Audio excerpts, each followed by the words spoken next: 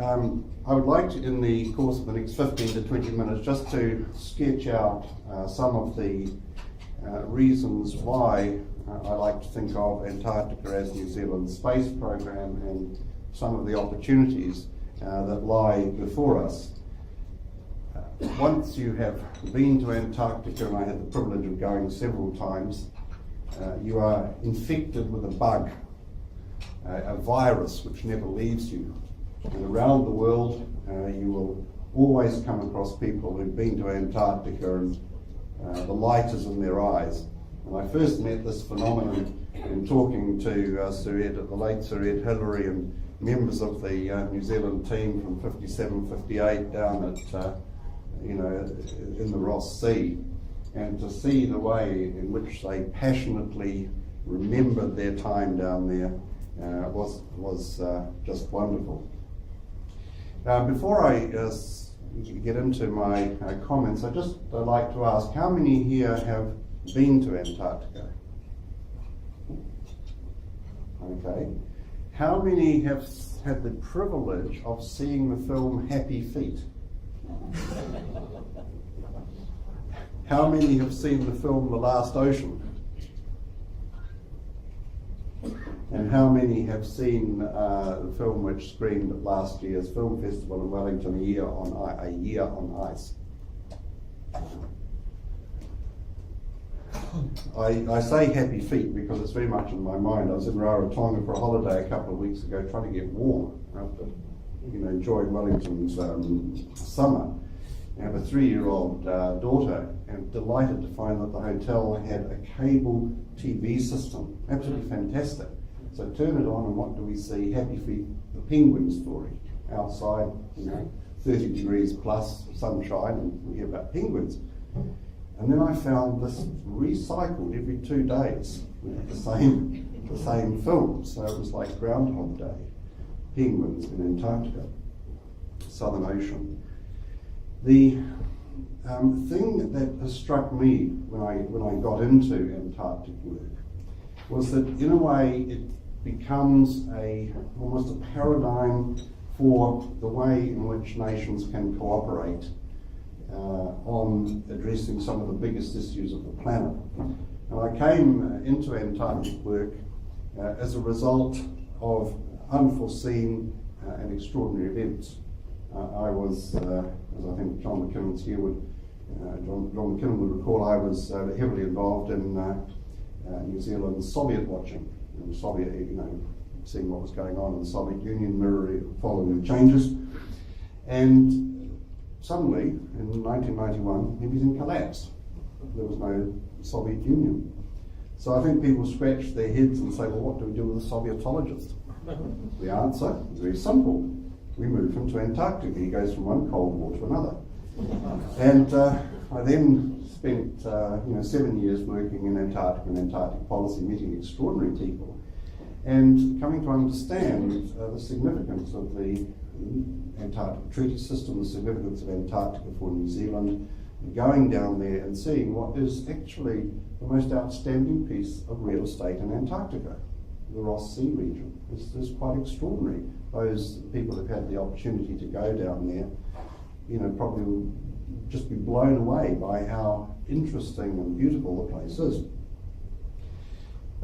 It was a time when New Zealand was facing a number of challenges. Government reconstruction, restructuring was leaving very little money around for people to work in the Antarctic. And so we had to go through a process of saying, well, what on earth are we down there for? Why is it interesting? Why is it important? And as part of that process, and you alluded to it, David, we created the New Zealand Antarctic Institute in Christchurch and started to develop thinking about the way in which New Zealand could make use of its Antarctic connections to develop a range of international relationships which would support and benefit New Zealand.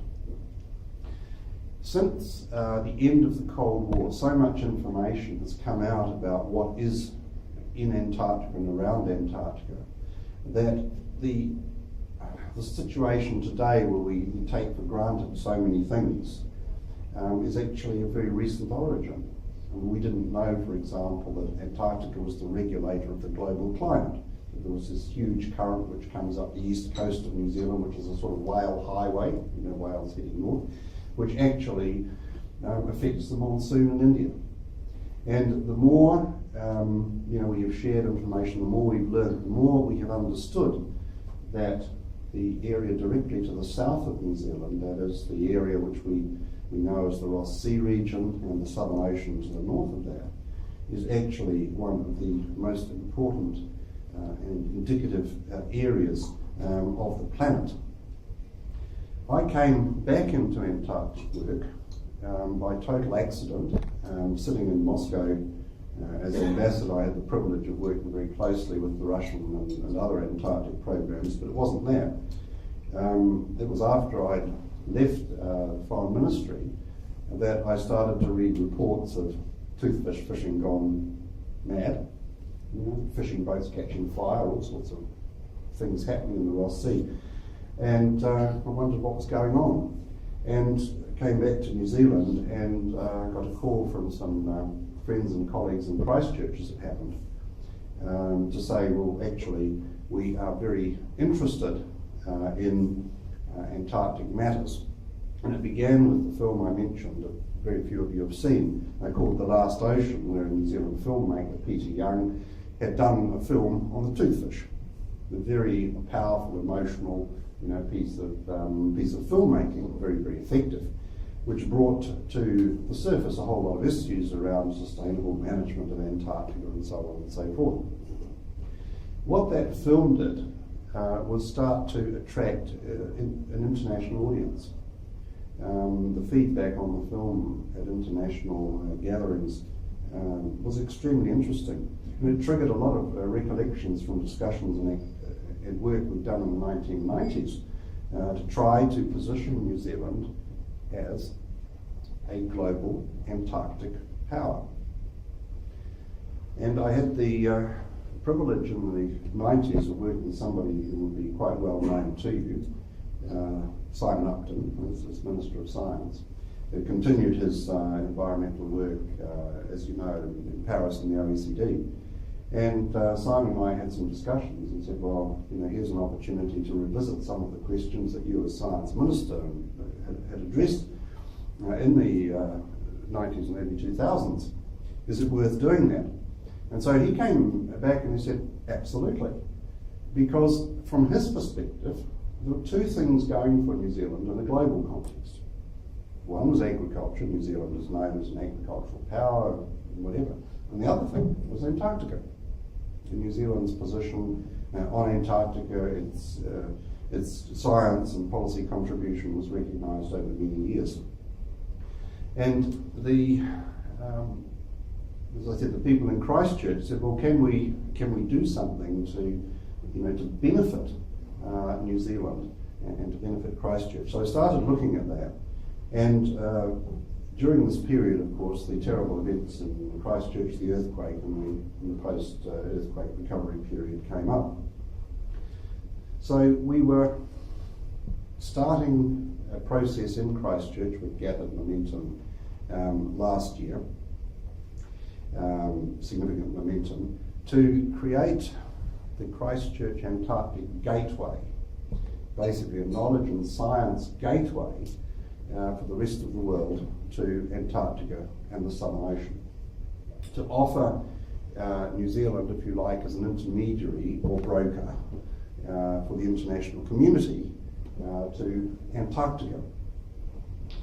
And the interest in Christchurch in finding some new areas for work in science and education was matched by an interest in developing what you call the Antarctic industry. We all know how hard, well, I think we all know how challenging and difficult it is to work in Antarctica. Well, I think we also know that it's very, very expensive, and it's not a place where many people will ever go to. But as we know from the whole exercise around toothfish, the sense that there are valuable resources down there, that the international community wants access to those resources, how do you manage, how do you govern, all those questions were very much to the fore. And as we looked at the opportunities for New Zealand, we found that New Zealand in Antarctic terms, notwithstanding the issues around the Ross Sea Marine Protected Area, which I can talk about in question time if people are interested, New Zealand still is one of those authoritative voices with respect to the southern polar region. And so we have developed in Christchurch a process, and I say in Christchurch because unfortunately, and with all due respect to Wellington, and recognising this wonderful Antarctic wind blowing through today, I do not want to help Wellington become an Antarctic gateway. I think we'll leave that to Christchurch. But Christchurch is the logical jumping off place to Antarctica, but it's something more than that. And we were put onto this by an initiative I think people will have heard about, which is the Lake Tekapo, the Clear Skies initiative, where this fantastic opportunity for international tourists and scientists to see the sky from Tekapo, so it's classified as a UNESCO World Heritage Site. And we saw the opportunity to bring into Christchurch a whole lot of Antarctic related things which would patch into the Tekapo opportunity and show people, visitors, scientists, educationalists, how significant New Zealand's position is in a global sense. And this position, incidentally, is recognised by new initiatives taken by current government and also by something that's just happening today with the Sir Peter Blake Trust. There's a boatload of young people heading off to the Auckland Islands to begin preparatory work to establish a scientific research facility down there. An extremely interesting initiative on the New Zealand part. So we, as I said, in Christchurch are now working up the idea that New Zealand can offer to the international community a true gateway to Antarctica, a knowledge gateway, a physical gateway, developing 3 streams of work. One around probably the hardest thing to support and finance longer term, which is science and education. The second thing is much easier to look at, which is logistics, either providing facilities in Christchurch that will condition people for their work on the ice or help them get down to the ice. The idea that you can acclimatise scientists in Christchurch, or the scientists can do experimental work on samples from Antarctica in Christchurch itself rather than down in the Antarctica. That's all part of the equation. The second stream of work, or third stream of work rather, is to do with the international outreach side of things. Basically taking the messages about Antarctica to a global audience. And the theme of Asia, the Asia-Pacific region and its interaction with Antarctica is probably one of the most interesting and challenging themes that the whole Antarctic treaty system in countries like New Zealand, which have long been involved in the Antarctic, has to grapple with. And because the way friends in China, the way our friends in Malaysia, India and so on, the way they see the polar regions is actually different, and sometimes considerably different from the way we see it. So the aim of the exercise is to start trying to work together as New Zealand Incorporated to develop several themes: the science, the education, the logistics support, and the media and the outreach side of things, that will make people aware of just how significant Antarctica and the Southern Ocean are, and make them aware that our knowledge of this region has to be developed on an international basis by collaboration and cooperation, if that's clear enough. That decisions about the future of the Ross Sea region in particular have to be made internationally, but New Zealand wants to be one of the leaders there around the table when things are discussed. And overall, I said at the beginning, it's our space program. It's a space program because it is challenging us as New Zealand to combine resources and knowledge and ways of doing things which we have to understand our own planet,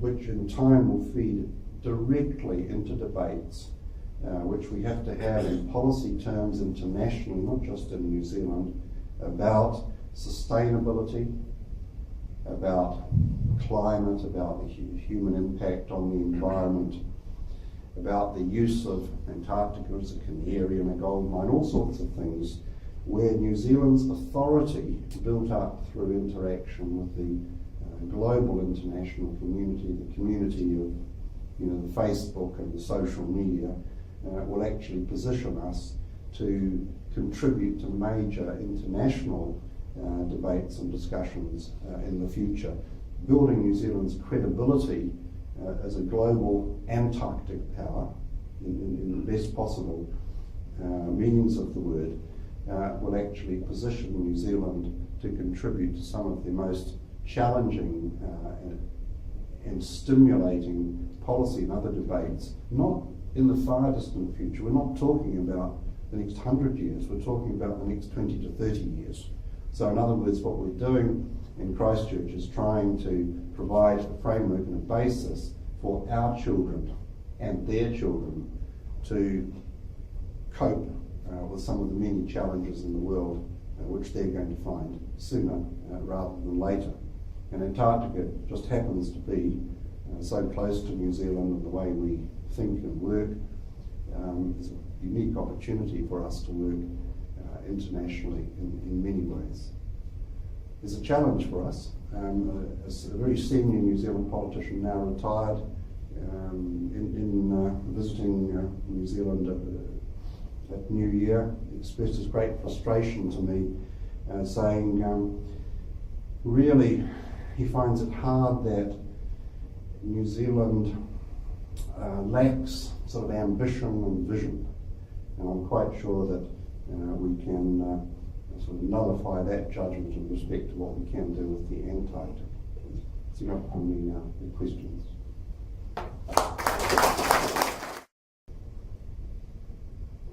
One of the very important opportunities New Zealand has is in this whole area what we call virtual access. If I can digress a little. In Miramar here in Wellington, we have an absolutely fabulous collection of people working on virtual access. The Hobbits and everything that's come out of Sir Peter Jackson and Sir Richard Taylor. With respect to Antarctica, the reality is, or should be, that we want very few people ever to go down there.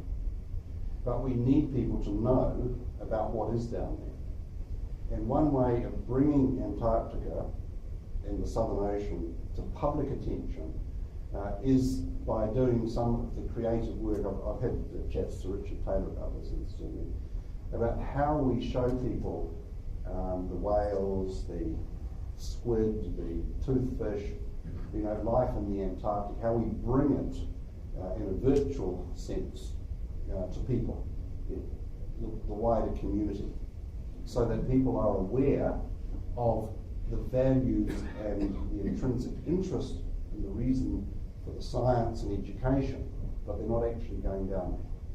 So New Zealand has an absolutely open opportunity to develop some very new and effective ways of bringing the Antarctic to the attention of the wider public, and that's one of the outreach possibilities. We've already seen in the South Island some brilliant work done in Dunedin, the Natural History Unit. We've seen some of the graphics which were developed for the America's Cup. Right, we need to push that on so that we can show what is going on in Antarctica, the ecosystems functioning, and stimulate that interest particularly in the Asia-Pacific region. And I think from some of the things that I'm talking to the people in Miramar about, given the way theme parks are developing, let's say in India or particularly in China, Polar Museum is being planned for Shanghai. I think there are ways in which we as New Zealand, through our interaction with these countries, can make Antarctica and the Southern Ocean immediate, much more immediate to the wider public and involvement. So that I think is an area open to our creativity, and parallel to that, I think there's the opportunity for the New Zealand government, and I know our current minister is active here, to try to work more closely with other countries in the Ross Sea region. In other words, to stimulate international collaboration, which is what we're trying to do with China, with Korea, with Malaysia, and others. So I think there are several things that can contribute.